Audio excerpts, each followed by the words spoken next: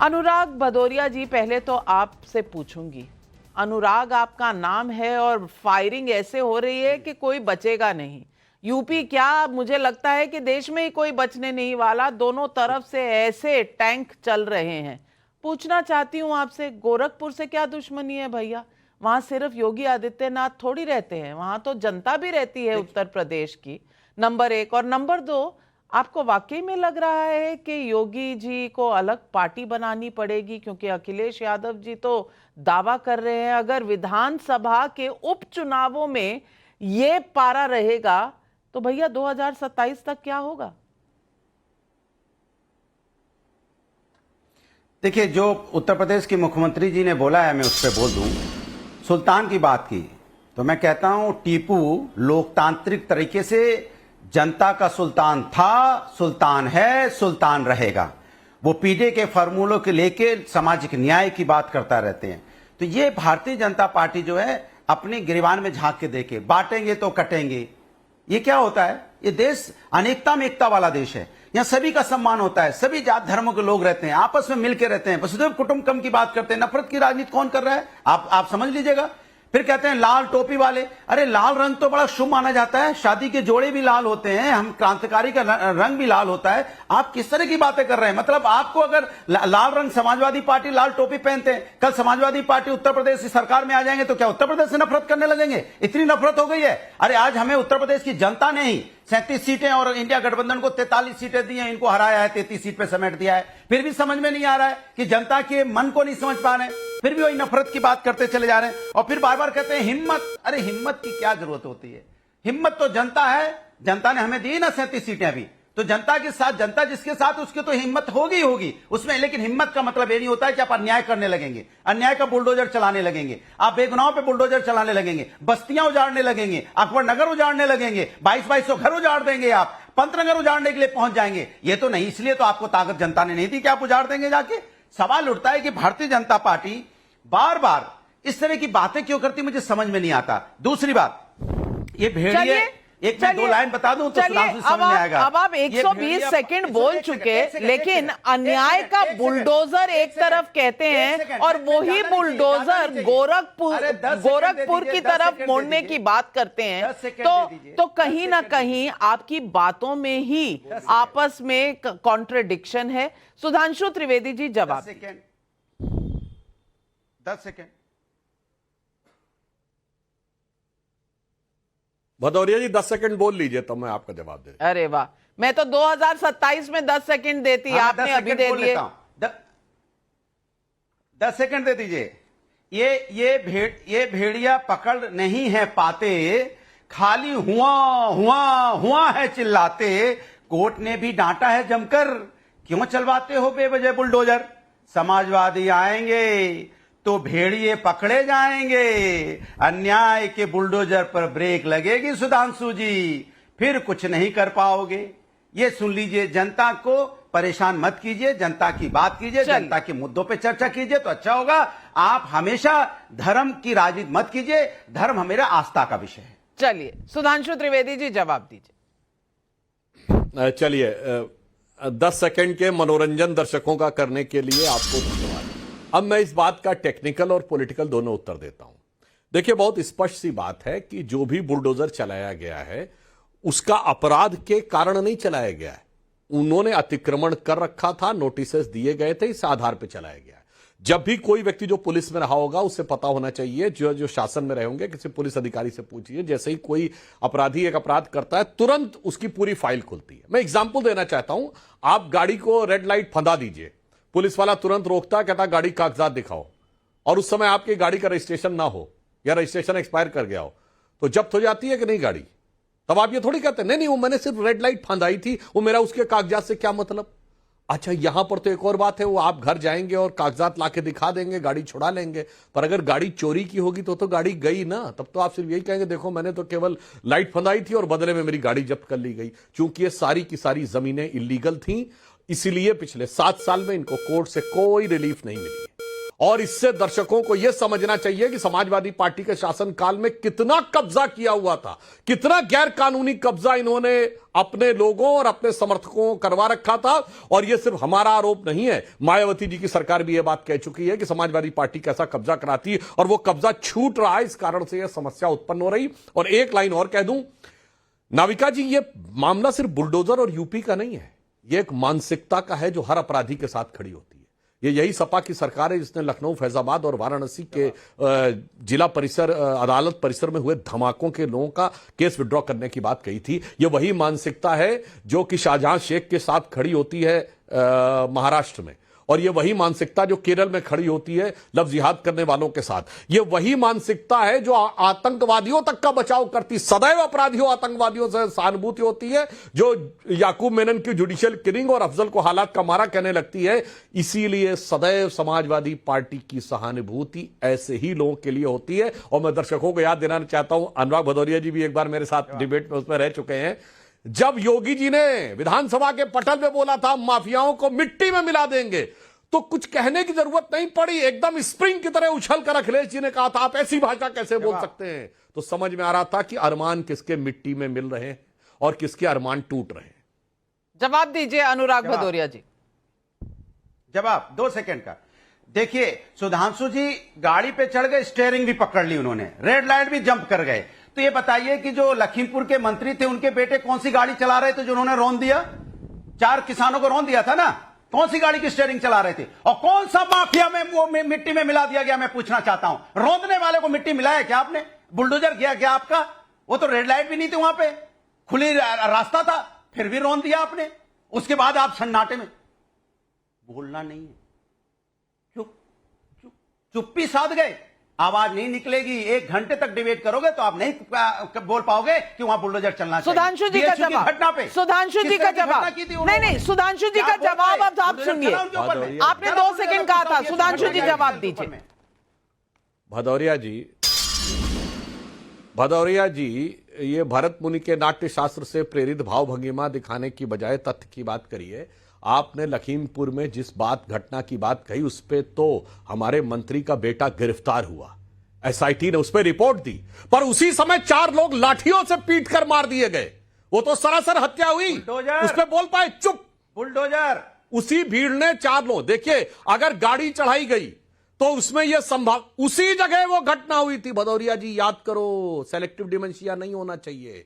इसीलिए मैं कहना चाहता हूं, गाड़ी किसी ने चढ़ाई, उसमें तो इंटेंशन भी हो सकता है और गलती भी हो सकती है, पर अगर घेर कर पीट कर लाठियों से मार दिया गया, उसमें गलती की कोई संभावना नहीं है। वो एक सोची समझी व्यवस्थित हत्या है, मगर उस पर चू नहीं बोलते। इसलिए आपका चरित्र है भाई, सदैव अपराधियों के साथ खड़े रहना, अपराधियों को संसद में भेजना, अपराधियों को विधानसभा में भेजना, लड़कों से गलती हो जाया करती है कहना, बहुत सारी चीजें हैं, तो उसमें कोई कहने में बहुत समस्या की बात नहीं है। और मैं एक और बात कह दूं साहब, जवाब, योगी जी ने पूरा अपना घर परिवार छोड़कर समाज की सेवा का व्रत लिया है, और अखिलेश जी सब कुछ परिवार का ला के डुबो दिए हैं। मुलायम सिंह जी प्रोजेक्टेड थे, 2012 में स्पष्ट बहुमत लाके दिए थे, अखिलेश जी के नेतृत्व चुनाव हुआ 57 पे आ गए। इसलिए दोनों में जमीन आसमान का अंतर है। एक योगी जी कहते हैं सब कुछ छोड़ा देश के लिए, और एक है सब कुछ ले लिया अपने परिवार के लिए। सवाल आज ये भी है, कि क्या 10 बाई इलेक्शन का तापमान इतना बढ़ गया है लोकेश जिंदल जी कि अब इस तरह की भाषा दोनों तरफ से आ रही है। गोरखपुर की तरफ बुलडोजर, यानी गोरखपुर के लोगों को धमकी, या फिर मंशा वही है गोरखनाथ मंदिर वाली, वहां बुलडोजर भेजने की मंशा है। आज ये सवाल पब्लिक पूछ रही है, अखिलेश यादव का इशारा किस तरफ है? लोकेश जिंदल जी।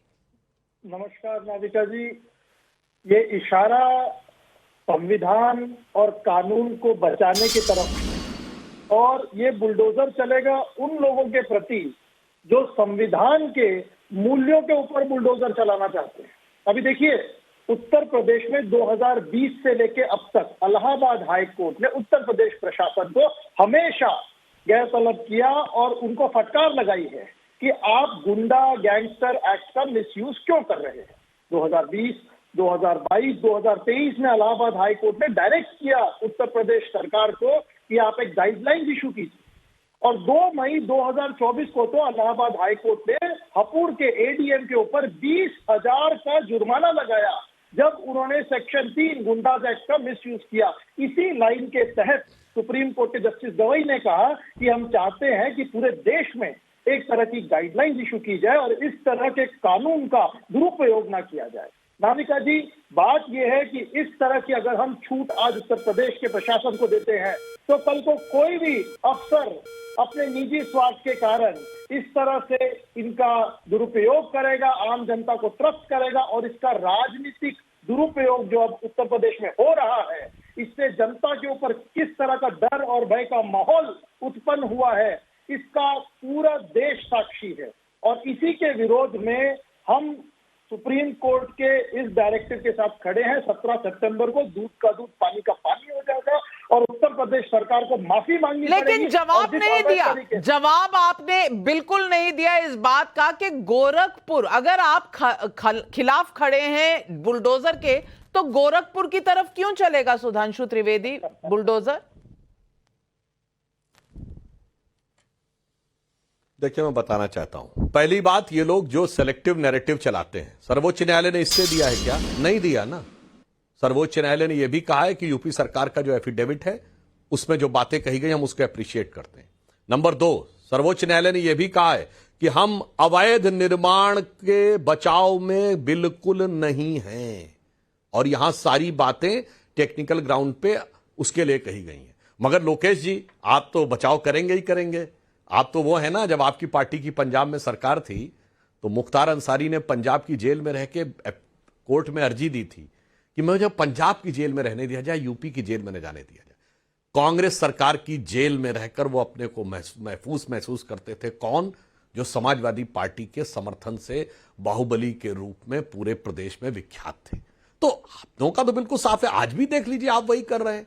कपिल सिब्बल आपकी पार्टी के मंत्री रहे हैं, समाजवादी पार्टी के सपोर्ट से सांसद हैं और ममता बनर्जी की सरकार के इतने दुर्दांत एक्ट को आके डिफेंड कर रहे हैं। अब गोरखपुर की बात करता हूं। देखिए, गोरखपुर की बात के ऊपर मैं एक फैक्ट लोगों को याद दिलाना चाहता हूं, नाविका जी। इनकी सोच अपने इलाके और हमारे इलाके में अंतर। जब योगी जी मुख्यमंत्री बने तो उनके पास बिजली विभाग के अधिकारी गए, उन्होंने कहा जी गोरखपुर को 24 आवर्स बिजली सप्लाई होगी, क्योंकि तो उन्होंने कहा क्यों, गोरखपुर को क्यों होगी, सब जगह क्यों नहीं? कहा साहब वीआईपी एरिया है और ये हमेशा से परंपरा रही है। और मैं लोगों को याद दिलाना चाहता हूं, सपा की सरकार में वहां पर तो होती थी, सैफई में तो होती थी, रायबरेली और अमेठी में भी होती थी और रामपुर में भी होती थी। आजमगढ़ का क्षेत्र सोनिया गांधी जी का क्षेत्र, राहुल गांधी जी का क्षेत्र उनका। तो जानते योगी जी ने क्या जवाब दिया? ना, अब मैं उत्तर प्रदेश का मुख्यमंत्री हूं, मैं इस फाइल को साइन नहीं करूंगा। आप पहले मुझे यह बताइएगा कि सारे जिलों में 24 घंटे पावर सप्लाई आप कितने दिन में कर सकते हैं, वो प्लान लेके आइएगा। 4 महीने बाद वो लोग प्लान लेके आए कि साहब फला तारीख से, उन्होंने कहा अब फाइल साइन होगी। ये सोच का अंतर है। योगी जी ने गोरखपुर में हवाई अड्डा बनवाया, आपने सैफई में एयर स्ट्रिप बनवाई। एयर स्ट्रिप पे चार्टर्ड प्लेन लेके, लाखों रुपए घंटे का चार्टर्ड प्लेन लेके सिर्फ गरीब गुरबा की, वंचित की राजनीति करने वाले नेता उतर सकते हैं, जबकि एयरपोर्ट के ऊपर कोई भी आके उतर सकता है। इसलिए आप जो गोरखपुर की तरफ जाने की बात करते हैं, तो वहां पर गोरखपुर का नाम वो गोरक्ष पीठ के लिए है, वो नाथ संप्रदाय के लिए, जिन्होंने हर दौर में भारत का बचाव किया है। और अगर ना हो तो हिस्ट्री में जाके पढ़ लीजिएगा तो ज्यादा बेहतर समझ में आएगा किस ढंग से किस किस दौर में किया था। मगर कोई बात नहीं, आपका मंतव्य और हमारे मंतव्य में जमीन आसमान का अंतर है। जन कल्याण हो या अपराध का संरक्षण। अनुराग भदौरिया, 30 सेकंड काउंटर। जवाब ले लीजिए।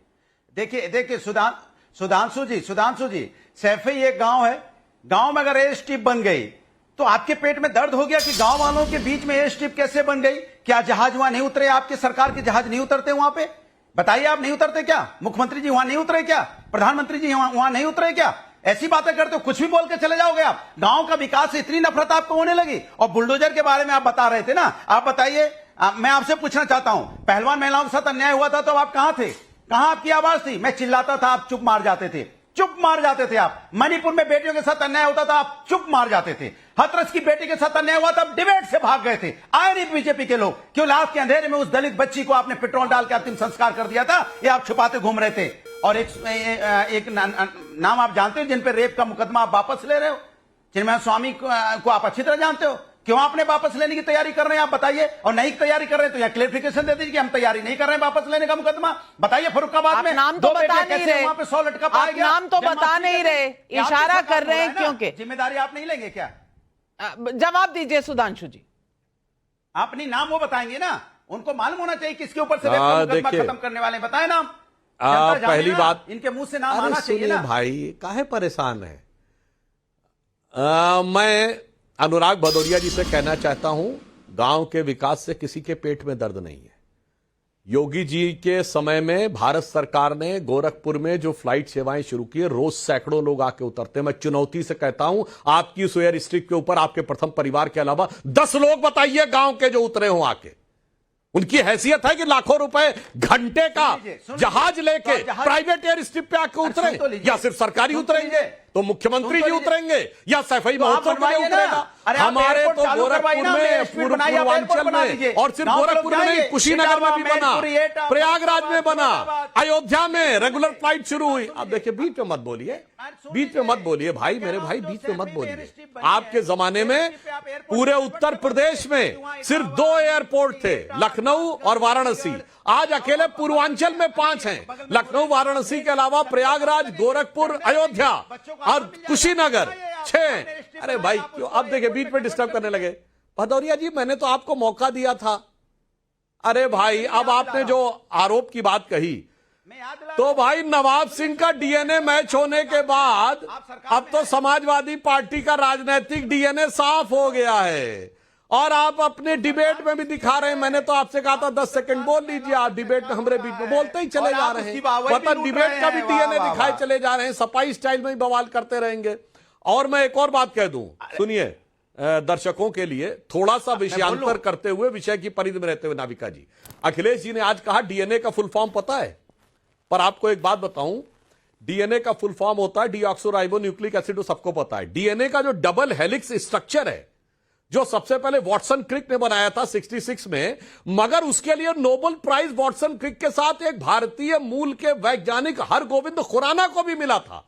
तो डीएनए की खोज में नोबेल पुरस्कार भारतीय मूल के वैज्ञानिक हरगोविंद खुराना भी है। जो लोग कहते हैं कि भारत बहुत ज्यादा सारा विज्ञान की खोज इन्हीं के जमाने में हुई और हम तो बड़े बैकवर्ड थे, हमें कुछ नहीं पता था, तो डीएनए के बारे में यह भी थोड़ा जानकारी रखनी चाहिए। यह भी हमारे लिए गर्व का विषय है। कौन डीएनए के बारे में ज्यादा जानता है? कौन बुलडोजर के साथ खड़ा है, कौन बुलडोजर के खिलाफ खड़ा है? आज सवाल बहुत सारे हैं, लेकिन हर्षवर्धन त्रिपाठी जी, मैं आपसे पूछना चाहती हूं, ये मसालेदार छिछालेदार जो गोलियां चल रही हैं दोनों तरफ से, ये माजरा है क्या? ये बाई इलेक्शन का माजरा है, ये 2024 का माजरा है, या 2027 का है? क्या अखिलेश जी को लग रहा है कि मैं चला तो गया दिल्ली, वहां हीरो बन रहा है राहुल गांधी, वापस आना चाहिए मुझे उत्तर प्रदेश, यहां पर योगी को रोकना है? क्या ये कश्मकश है या फिर कोई और? देखिए नविका जी, है तो सब कुछ, लेकिन सबसे ज्यादा गंभीर ये है कि लगा था कि कुछ छींका फूटेगा बिल्ली के भाग से। 4 जून के बाद उम्मीद से ज्यादा हो गए थे, और वो उम्मीद राहुल गांधी को भी हो गई थी, वो उम्मीद जो यूपी के दोनों लड़के हैं अखिलेश यादव की भी हो गई थी। अब ये तो सच है कि 37 सीटें समाजवादी पार्टी जीत गई, लेकिन 37 लोकसभा के सांसद जीते, विधानसभा में वो 110 हैं, और अब शायद अभी की कितनी संख्या होगी, अब ये चुनाव वगैरह के बाद शायद 105 होंगे, सही नंबर देखेंगे तो। सवाल यहां ये है कि क्या जल्दबाजी में ज्यादा उत्साह में अखिलेश यादव आ गए? जितनी बात वो बोल रहे हैं, उनको बीच में लगा था कि शायद योगी जी और केशव प्रसाद मौर्य के बीच में कुछ झगड़ा हो गया है, कुछ दिल्ली और यूपी में झगड़ा हो गया है, लखनऊ दिल्ली का कुछ मामला फंस गया है, तो हमारी कुछ उम्मीद बनेगी। सब शांत हो गया। और आज तो मैं देख रहा था कि वो योगी आदित्यनाथ वो नौकरी बांट रहे हैं, तो उसमें प्रमाण पत्र दे रहे हैं, उसमें बाकायदा वो केशव जी को भी कहते हैं भैया आओ तुम भी हाथ पकड़ो, दोनों एक साथ नौकरी का प्रमाण पत्र दे रहे हैं।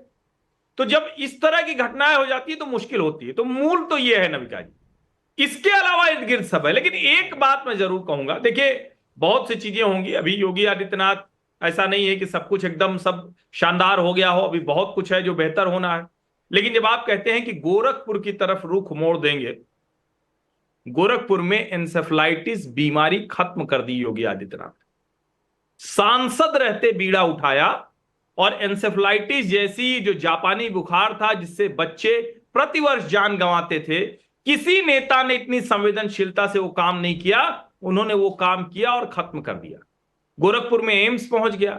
गोरखपुर अगर अब आप जाएंगे तो मेडिकल कॉलेज की रोड तो मॉडल रोड के तौर पर बन गई है। लेकिन कोशिश ये कि पूरे गोरखपुर को बेहतर करें, और जब बेहतर करना है तो सबसे पहले गोरखनाथ मंदिर के सामने की दीवार उन्होंने तुड़वाई। उन्होंने कहा अगर यहां से नहीं शुरू करेंगे तो फिर दूसरी जगह सड़क चौड़ीकरण का काम नहीं कर सकेंगे। हम ये क्यों कह रहे हैं? एक तरफ एक मठ का महंत है, अपने मठ की दीवार तुड़वाता है कि लोगों को सुविधा हो। दूसरी तरफ कुछ लोग हैं जो कब्जा कर लेते हैं, अवैध कब्जा भी टूटता है तो कहते हैं ये बुलडोजर बाबा हो गए हैं, और उसके खिलाफ न्यायालय में जाते हैं। बावजूद इसके न्यायालय ने आज तक रोका नहीं है किसी मामले में। किसी मामले में उत्तर प्रदेश में कहा नहीं है कि ये गलत कर रहे हैं। और फिर मैं कह रहा हूं, डीएनए का फुल फॉर्म कई लोगों को नहीं ध्यान में हो सकता है। जैसे जब मैंने पढ़ा तो मुझे ही ध्यान में नहीं आया, लेकिन आज के समय में मतलब समझना बहुत जरूरी है ना। डीएनए जैसे ही हम कहते हैं, इस देश का हर व्यक्ति जान जाता है मतलब कि जो जीन्स हैं वो कहां से आ रहे हैं, किससे मिल रहे हैं, किससे नहीं मिल रहे हैं। तो भैया डीएनए मैच कौन कराने को कह रहा था? मोहित खान का। लेकिन अब इस तरह की जब बातें आती हैं, लेकिन आप डीएनए की बात कर रहे हैं, मैं तो आज विवेक श्रीवास्तव जी आपसे पूछ लेती हूँ, इंडिया गठबंधन का फुल फॉर्म क्या है? जरा बिना गूगल सर्च किए बता दीजिए। इंडिया गठबंधन का फुल फॉर्म बता दीजिए, जिसकी दुहाई देते रहते हैं, बता दीजिए उसका फुल फॉर्म। और इसके अलावा मैं सवाल ये भी पूछूंगी, गोरखपुर की तरफ जब बुलडोजर होगा, लोग ये भूल रहे हैं कि वहां गोरखनाथ मंदिर पर जब अटैक हुआ था तो कुछ लोग अटैकर के साथ खड़े थे, ना कि इस देश पर हमला होने वाले मंदिर के साथ। विवेक श्रीवास्तव, डीएनए तो देश के सामने है सबका। जी जी नहीं, अब मैं आपको बता देता हूं, कृपा करके मुझे 30-40 सेकंड दे दें, इंटरप्ट कोई ना करें। बड़ी सीधी सी बात है कि हाँ, सुधांशु त्रिवेदी जी ने ठीक बोला। कोर्ट का ऑब्जर्वेशन है कि कोई भी इलीगल स्ट्रक्चर अगर कहीं भी देश में खड़ा हुआ है तो उसको हटाना चाहिए, और हम बीच में नहीं आएंगे, हमारा कोई हक नहीं बनता। बिल्कुल सही कहा, मैं एंडोर्स करता हूं इस बात को। लेकिन उसके अलावा जस्टिस विश्वनाथन ने क्या क्या कहा वो इन्होंने नहीं बताया। उन्होंने कहा है कि आप एक जस्टिस के रूप में बुलडोजर का इस्तेमाल नहीं कर सकते हैं। उन्होंने ये भी ऑब्जर्व करा है कि 17 सितंबर को हम गाइडलाइन स्पेसिफाई करेंगे। उन्होंने ये भी कहा है कि अगर एक बेटे ने गलती करी है तो उसकी सजा उसके बाप को नहीं मिल सकती है। ये सब कुछ आज जजमेंट में आया है, सरकार को लताड़ा गया है। Misuse of the bulldozer has happened, ये एक ना एक तरीके से कोर्ट ने ऑब्जर्व किया है। और 17 को जो गाइडलाइंस आएंगी सबके सामने आएंगी। मैं सिर्फ एक छोटा सा एग्जांपल रखूंगा, जहांगीरपुरी के यहाँ पे दंगे शुरू हुए थे जब हनुमान जयंती के दिन एक भीड़ आई थी और डीजे बजाना शुरू कर दिया था मस्जिद के बाहर, कम्युनल डिस्टर्बेंसेस हुई थी। तो अचानक क्या हुआ 24 घंटे के अंदर अंदर कि एमसीडी के बुलडोजर्स पहुंच गए और कहने लगे यहाँ इलीगल अतिक्रमण है और हम हटाएंगे। और किसको हटाएंगे? पंचर वाला, जूस वाला, कबाड़ी वाला और वृंदा कॉमरेड वृंदा करात को। और हम लोगों को जाकर के कोर्ट से स्टे ऑर्डर लाना पड़ा कि आप अचानक जागृत हुए गरीब के लिए। और एमसीडी दिल्ली में बीजेपी का वर्चस्व रहा 25-30 साल, पूरा का पूरा बना हुआ है। छतरपुर से लेकर के गुड़गांव तक आप चले जाइए, इलीगल एनक्रोचमेंट्स हैं, आपके फार्म्स बने हुए हैं एक से बढ़कर एक, कभी नहीं हटाए गए। कौन मिला हटाने के लिए? वो मुसलमान गरीब जो पंचर की दुकान चलाता है। आपने जब पहली बार योगी आदित्यनाथ सत्ता में आए, एक बड़ा दंगा मचा, साहब हो हल्ला, स्लॉटर हाउसेस को हटा दिया जाएगा, हम बंद करेंगे, तोड़ेंगे। और आपने पूरा इंडस्ट्रियल एरिया, सारी कंपनीज, किसी को नहीं टच किया। 2-4 स्लॉटर हाउसेस इसकी दीवार ऊंची नीची, उनको जाकर के आपने सील कर दिया, सिर्फ सेंसेशन क्रिएट करने के लिए कि हिंदुओं का राज आ गया है साहब, हम मुसलमानों की हम चलने नहीं देंगे। आप पहले अपने समय में कलकत्ता में और बंगाल में कितने सीपीएम ने गिरवाए थे बुलडोजर से बिल्डिंग्स, याद करिए थोड़ा सा। अब तो आप सत्ता में हैं, नहीं तो बुलडोजर क्या चलाएंगे। बिल्कुल लेकिन गिराना चाहिए। अनुराग जी गिराना आपने चाहिए। गूगल चेक तो बिल्कुल कर लिया गिराना होगा, चाहिए। इंडिया गठबंधन का फुल फॉर्म देख लिया होगा। अब मैं वो सवाल नहीं पूछूंगी आरएनए का फुल फॉर्म क्या होता है, बता दीजिए। आजकल तो इसी पर एग्जाम है। अच्छा, राइबो न्यूक्लिक एसिड। आरएनए क्या होता है? मुझे एक चीज समझ में नहीं आ रही है कि आजकल, सुन तो ली, मेरी बात सुन लीजिए, मैं अपनी बात पूरी कर लूं फिर आप बता पूछेगा। मुझे एक चीज समझ में नहीं आती है, पहले ये चीज तय कर लिया कीजिए कि आज जब डिबेट में आएंगे तो सबके फुल फॉर्म पूछे जाएंगे और हम कोई डिबेट में सार्थक चर्चा नहीं करेंगे। जी पूछ कोई रहे DNA हैं का- तो ठीक है, अपने आप से हम DNA पूछ का रहे हैं इतिहास तो गिराना गलत तो है। डॉक्टर हैं भैया, आउट ऑफ कोर्स हो गया, आउट ऑफ कोर्स हो गया। अखिलेश जी डीएनए पूछ लें तो सब सही। मैं अपनी बात सुधांशु कर लूं, जी मैं अपनी मैंने बात कर पूछ लूं। लिया मैं अपनी तो बात कर बस लूं, मैं अपनी संविधान बात के कर लूं। खिलाफ हो गया। यही है संविधान का यहाँ पर क्योंकि पूरा खेल। आप चूंकि आप डिबेट को सुन तो लीजिए, मुझे बोलने दीजिए, बोलिए मुझे ना। बोलने दीजिए। देखिए आरएनए अन्याय का नहीं कर। Full form. आप सुधांशु जी को बोलने देती पूरी देर तक, हम लोग बोलना शुरू होते तो आप अपना ज्ञान देने लगते, तो हमारा भी ज्ञान सुन लीजिए आप आरएनए तो बता सुधांशु जी दीजिए। सैफी, क्योंकि मैं आप हमें हटाना चाहते। सुधांशु जी ने सैफई की बात की, नहीं देखिए सैफई की बात की, एयर स्ट्रिप की। सुधांशु जी सैफई एयर स्ट्रिप की बात की आपने, अच्छा, तो मैं आपसे बस कहता इतना मैंने एयर बता स्ट्रिप दीजिए, बनाई है। आरएनए का आप वहाँ फुल एयरपोर्ट फॉर्म नहीं बना दीजिए, आता ना। एयरपोर्ट में कन्वर्ट कर आरएनए दीजिए। का फुल अरे फॉर्म बोलने नहीं दीजिए। आता ना। आप मुझे बोलने दीजिए, मैं आपसे हाँ निवेदन कर रहा हूं, आप डिबेट को डिरेल मत कीजिए, डिबेट को डिरेल मत कीजिए। मैं अपने मुद्दे से नहीं हटूंगा, आप मुझे इधर उधर मत ले जाइए। मैं कह रहा हूं सुधांशु जी ने बोला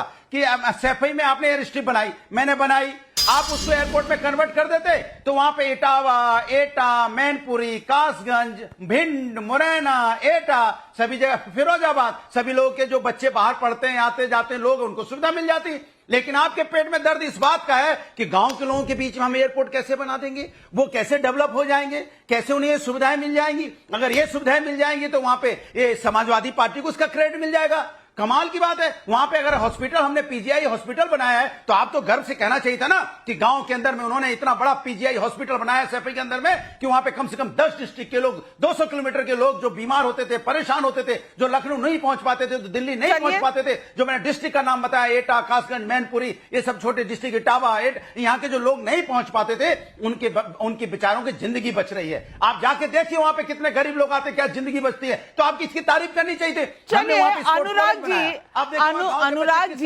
अनुराग जी बहुत कुछ काम अखिलेश जी के समय में हुआ है। एयरपोर्ट अगर योगी जी ने बनाए हैं तो बहुत से एक्सप्रेसवे अखिलेश जी ने भी बनाए हैं, तो आप डिफेंसिव मत खेलिए। लेकिन सुधांशु जी जवाब दीजिए। हमने तो नहीं, मैं इनसे पूछ नहीं, जवाब बताएं, क्यों नहीं उसको एयरपोर्ट में कन्वर्ट करते? आप तो क्लीन बोल्ड हो गए। मैंने कहा कि एक्सप्रेसवे आपने बनाए हैं, तो आप इतना सख्ते में क्यों आ एयर गए? स्ट्रिप पे फिसल गए सर।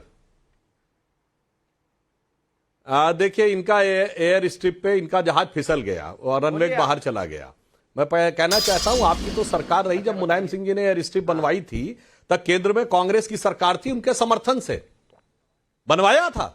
दिखाइए एक प्रस्ताव जो आप जाके मुलायम सिंह जी मिले हो प्रधानमंत्री को कि वहां पे एयरपोर्ट बनना चाहिए, दिखाइए न्यूज कटिंग। तो आज अरे मैं तो कह रहा हूं ना, आपको एयर स्ट्रिप ही बनानी थी, आपको बनाने में ताकि गांव वालों को जलवा दिखाना था, देखो हम इतने ऊपर हैं, गांव वालों की सुविधा के लिए नहीं, अपने लिए। देखिए गलत बात है भदौरिया जी, आप बोलते हैं कोई डिस्टर्ब नहीं करता, दूसरों में नहीं बोलना चाहिए, अपने समय का इंतजार करना चाहिए। और मैं भदौरिया जी को, मैं दर्शकों के लिए बता दूं, नाविका जी, आरएनए और डीएनए के बारे में बोल तो दिया अखिलेश जी ने, कम से कम अपने लोगों को बता भेजना चाहिए था। आरएनए को रिबोन्यूक्लिक एसिड कहते हैं और डीऑक्सो रिबोन्यूक्लिक एसिड कहते हैं, वो तो अलग बात है। डीएनए आरएनए में अंतर क्या होता है सुनिए, एक मजेदार अंतर है। 5 न्यूक्लियोटाइड्स होते हैं, एडेनिन, ग्वानिन, साइटोसिन, थाइमिन। ये चारों आरएनए में पाए जाते हैं और एक यूरेसिल होता है 5वां जो डीएनए में पाया जाता है। ये यू वाला जो यूरेसिल है ना, ये जो आप सर मुंडी घुमा रहे हैं ना, ये यू वाला यूरेसिल तो अगर देखना हो, यू टर्न लेना, तो ये तो समाजवादी पार्टी में जवाब नहीं है। क्या गजब है, जिनके पिताजी को कांग्रेस ने जेल में डाला था, किताब पढ़ के आए उनके बेटे जी ने आकर उनके पूरे दामने रहमत पे जाके चले गए। गजब है साहब, कांग्रेस के विरुद्ध जो खड़े हुए आज कांग्रेस के साथ चले गए। एक पॉलिटिकल पार्टी बताएं जिसके साथ उन्होंने समझौता ना किया हो और उसके साथ धोखा ना दिया हो। बिल्कुल, और यही सवाल दर्शक भी पूछ रहे हैं। आज पब्लिक के सवाल बहुत आ रहे हैं। संजय मिश्रा भदोई उत्तर प्रदेश से पूछ रहे हैं, एक समय था जब यूपी में जेल में बंद माफियाओं को मछली खिलाने के लिए तालाब खुदवाया जाता था। क्या अखिलेश यादव वही दौर दोबारा लाना चाहते हैं? पीयूष आया का राजकोट गुजरात से सवाल है, अगर अखिलेश यादव गोरखपुर जहां गोरखनाथ मंदिर है वहां बुलडोजर चलवाना चाहते हैं तो उनमें और औरंगजेब में क्या फर्क रह जाएगा? पीयूष करमलेकर का बिलासपुर से सवाल है, अखिलेश जी अपनी सरकार आने पर बुलडोजर को गोरखपुर की ओर मोड़ना चाहते हैं, वहां गोरखपीठ मंदिर है, तो क्या अखिलेश यादव हिंदुओं को चेतावनी दे रहे हैं? ये सवाल बहुत ही वाजिब सवाल है। हर्षवर्धन त्रिपाठी, दर्शक अगर ये पूछ रहे हैं तो क्या अखिलेश जी को सोचना पड़ेगा? नहीं, निश्चित तौर पर सोचना चाहिए, क्योंकि अगर दर्शकों को याद है तो ये बड़ा अच्छा है कि वो स्मृति लोक के शिकार नहीं है। वो सब जानते हैं कि मुख्तार अंसारी के रहते गाजीपुर की जेल में क्या क्या होता था, तो ये लोगों के ध्यान में है। लेकिन मैं एक बात कह दूं, देखिए अनुराग भाई को एक बात थोड़ा ध्यान में रखना चाहिए, आप दो तरह के आरोप नहीं लगा सकते। ये सच है कि अखिलेश यादव ने कई बड़े अच्छे काम किए थे, जो आगरा से लखनऊ का एक्सप्रेसवे है वो अखिलेश यादव ने बनवाया, लेकिन करीब 30% काम बचा रह गया था। योगी आदित्यनाथ ने उसे रोका नहीं कि अखिलेश यादव का बनाया है, उसको दुगुनी ताकत से तेजी में पूरा किया। आपने मेट्रो का छोटी सी फेज का लखनऊ में ट्रायल रन कर पाए थे, योगी आदित्यनाथ ने उसको तेजी में शुरू किया। मैं ये कह रहा हूं डेवलपमेंट के काम में एक सरकार से सरकार में आगे जाए, लोकतंत्र जा रहा है। कोई काम अखिलेश यादव ने किया हो या मायावती ने किया उसको रोक दिया जाए, ये गलत है। अगर योगी आदित्यनाथ उसके आगे जा रहे हैं और 3 नए एक्सप्रेसवे बना दे रहे हैं, बुंदेलखंड बन गया, पूर्वांचल बन गया और गंगा एक्सप्रेसवे भी बन रहा है, तो उसको भी जरा सोचना चाहिए, उसकी भी बात करनी चाहिए। कम से कम इस मसले पर तो सही बोल दीजिए। धीरज अग्रवाल का मेरठ से सवाल है, अनुराग भदौरिया जी से पूछना चाहता हूं कि अखिलेश जी कह रहे हैं कि योगी जी दिल्ली चले जाएं, दूसरी पार्टी बना ले, तो क्या वो इंतजार कर रहे हैं कि यूपी से बाबा जाएं और अखिलेश चुन चुन कर अपना राजनीतिक बुलडोजर चला सके? क्या योगी जी से डर लगता है? सवाल जनता पूछ रही है आपसे अनुराग जी। देखिए सुधांशु जी तो अपना झूठ बोल के निकल लिए, उनसे हमने पूछा एयरपोर्ट क्यों नहीं बनाए तो आए बाएं साएं बोल के निकल के भाग गए। एक बीजेपी के सपोर्टर प्रवक्ता हैं, वो झूठ बोलना शुरू कर दिया। उन्होंने बोला कि एक्सप्रेस वे जो छूट गया था आगरा लखनऊ एक्सप्रेस वे, ये योगी जी के टाइम में शुरू हुआ। ये दोनों लोग मिलकर जो कुछ बोल रहे हैं ना, बस ये झूठ बोल रहे हैं। उन्होंने यही सच, उन्होंने नहीं कहा कि योगी जी ने शुरू किया, उन्होंने कहा लास्ट का 30% योगी जी ने तेजी से बनाया। लेकिन सवाल जनता का आपसे है, सवाल जो जनता पूछ रही है वो क्यों नहीं जवाब दे रहे? एक मिनट में एक बात, नाविका जी कह रहा हूं कि बीजेपी के प्रवक्ता, ये झूठ क्यों, कौन बोल रहा है? अभी दूध का दूध पानी का पानी होता है। यही सच है। भदौरिया जी सुनिए, खाली की खाली ये बताइए, दिल्ली से लखनऊ के बीच का जो एक्सप्रेसवे है चालू हो गया था, लोग चलने लगे। एक मिनट, हमने अरे भाई सुनो, मैं भी जवाब दे रहा हूं। उसकी लैंड भदौरिया जी, आपने टेंडर कैंसिल करके दूसरे को टेंडर दे दिया। अरे लैंड, सुधांशु जी बोले। एक मिनट, आप क्वालिटी पूर्वांचल, नाविका जी अभी मैं जवाब, बस एक लाइन। भदौरिया जी अभी मैं आपसे पूछता हूं, दिल्ली से लखनऊ के बीच का जो एक्सप्रेसवे है वो नेशनल हाईवे है कि स्टेट हाईवे है? उसका नाम है नेशनल हाईवे नंबर 24। मत पूछिए, तो नेशनल हाईवे सेंट्रल गवर्नमेंट बनवाती है, स्टेट गवर्नमेंट? नहीं, एक मिनट रुकिए, पूछने की आदत बताइए ना, अखिलेश यादव कैसे बनवा दिए? मतलब उस समय सेंट्रल गवर्नमेंट आपकी थी तो नेशनल हाईवे आप बनवा दिए और कहते हैं हवाई अड्डा तो हम नहीं बनवा पाए। भाई साहब वो नेशनल हाईवे है, स्टेट हाईवे नहीं है। स्टेट गवर्नमेंट कैसे क्रेडिट ले सकती है? सारा का सारा उसने बनवाया। बताओ भाई, सारे दर्शक जाके चेक करें, और नेशनल हाईवे 24 है। चलने में ज्यादा अच्छा लगा, पूर्वांचल एक्सप्रेसवे पे चलने में ज्यादा अच्छा लगा। अरे बोलेंगे कुछ नहीं, मेरे भाई वो नेशनल हाईवे है, लेकिन आप बोल दीजिए कि अनुराग भदौरिया जी इतने उत्तेजित हो जाएंगे तो 2027 तक सांस फूल जाएगी, सांस फूल जाएगी, पेट्रोल डीजल खत्म हो जाएगा। रुक जाइए, थांबा रुक जाइए, रेड लाइट है, ट्रैफिक सिग्नल्स का थोड़ा सा करिए, रेड लाइट है, जनता सवाल पूछ रही है। अर्चना श्रीवास्तव का आंध्र प्रदेश से सवाल है। भदौरिया जी अखिलेश जी को सुल्तान बता रहे हैं। अगर अखिलेश जी यूपी की जनता के सुल्तान हैं, तो जनता के सीएम पद उनसे छीनकर योगी जी को सत्ता में क्यों बिठा रखा है? बताइए, अगर अखिलेश जी सुल्तान हैं तो योगी जी सीएम जनता ने क्यों बना दिया? देखिए, इस सुल्तान इसलिए हैं, उन्होंने जनता के हक की बात की। 45 आप लेटर भर्ती करना चाहते थे, आरक्षण का अधिकार मारना चाहते थे ना, उन्होंने लड़ाई करके वापस दिलाया। आप 69,000 शिक्षक भर्ती जो आप उसमें आरक्षण मारना चाहते थे, संघर्ष किया समाजवादी ने, उन्होंने अधिकार वापस दिलाया। जिस तरह से यहाँ ओल्ड पेंशन स्कीम का आप खत्म करना चाहते थे, अभी उसमें भी सुधार करना है, उसको भी उन्होंने ठीक कराया। आने वाले दिनों में आपसे देखिएगा अग्निवीर योजना भी वापस करनी पड़ेगी। हम जो कहेंगे आपको करना पड़ेगा। इसलिए सुल्तान है कि जनता के अधिकार के लिए लड़ रहे हैं और जनता को आपसे भी, बीजेपी से भी अधिकार दिलवा रहे हैं। सत्ता आपकी भले है, शर्मा लेकिन का आपको मथुरा पकड़ से के- सवाल है। अखिलेश जी अगर अपनी सरकार रहते अवैध निर्माणों पर बुलडोजर चलवा देते तो आज गोरखपुर वाले बाबा को बुलडोजर चलाने की जरूरत नहीं पड़ती। क्या ये बात सही नहीं है सुधांशु जी? देखिए, पहली बात तो मैं ये कहना चाहूंगा कि जो कुछ भदौरिया जी ने बोला, इन्होंने स्वीकार कर लिया कि सुल्तान की पदवी से उन्हें कोई समस्या नहीं है, यानी सुल्तान और योगी के बीच का मुकाबला मान लिया। और दूसरा मैं ये कहना चाहता हूं कि आप ये कहने का प्रयास कर रहे हैं कि अभी सुल्तान से नहीं, अरे अभी तो आपको और भी बढ़िया बढ़िया, अगर आपको सुल्तान आलम, हुजूर नवाब, निजामुल मुल्क, बादशाह गाजी, जिंदा पीर, बादशाह आलमगीर, जो कह दिया जाए तो हमारे खुशी के आप फूले नहीं समाएंगे। और मैं कहना चाहता हूं दर्शकों से, जो अखिलेश यादव ने बोला है यह असदुद्दीन ओवैसी के उसी स्टेटमेंट का तर्जुमा है जो वो कहते थे कि जब मोदी पहाड़ पे चले जाएंगे और योगी मठ में चले जाएंगे तब तुम्हें बचाने कौन आएगा।